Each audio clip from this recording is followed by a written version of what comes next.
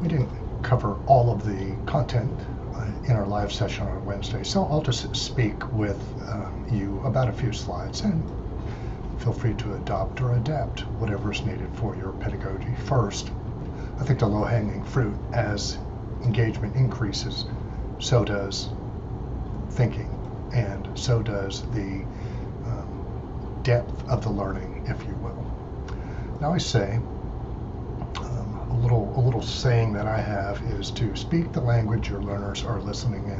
One of the ways that our learners speak is through mobile devices, through their laptop, and through technology.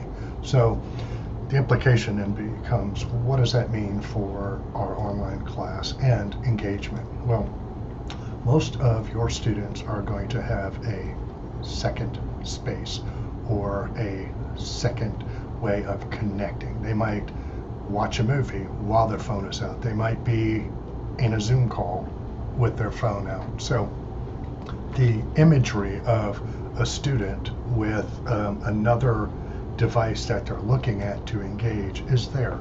So what does that mean for your online class? One valuable device that most learning management systems have is the ability to go from email or the LMS to text. This is an article I did almost a decade ago about texting and teaching. You feel free to look it up online. It's brief, but it gives you some information that might be helpful. Let me tell you a little bit about what's in there. First of all, through Twitter, or now X, and texting, with the second screen or their smartphone, students have the ability to engage and willingness to engage in a conversation beyond the LMS that they will not engage in the LMS. So here's a student who had a question before our particular class began about why in a class about website creation is there a literature review? Well, that could have gone one of two ways. She sounded a little frustrated, and when I talked to her later, as the course began, she had been, but she said I quickly diffused that, and I was able to kind of turn that into a positive thing. So with the availability of a second screen, whether they're 18 through 22 or an adult learner, you also have that ability to engage that second screen in informative ways. I piloted a thing I call teacher text, and I would send out a text. Now I can set this up to go out automatically at the beginning of a course for every week in the class, but I would do it, and then I would become surprised as students willingly engaged in conversation, but more important, willingly engaged in course material as a result of this research. And I would do four things. I would do, I call them the 4 H's. A heads up, give them some information about the course. A head in, maybe here's some kind of event that corresponds with the material of the week. Head out, how would they apply it, and then how would it engage the heart.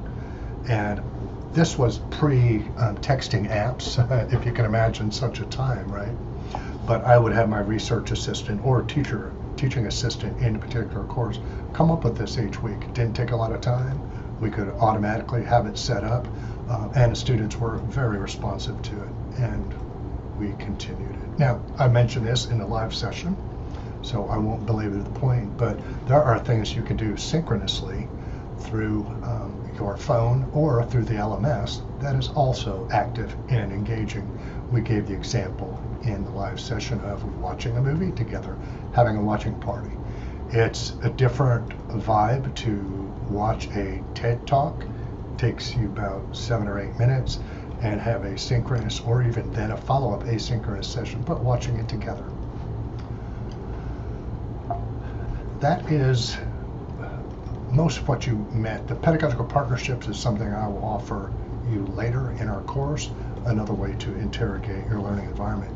Well, I hope that you have a great weekend, and I will look forward to looking at your discussions on active learning this weekend and providing feedback.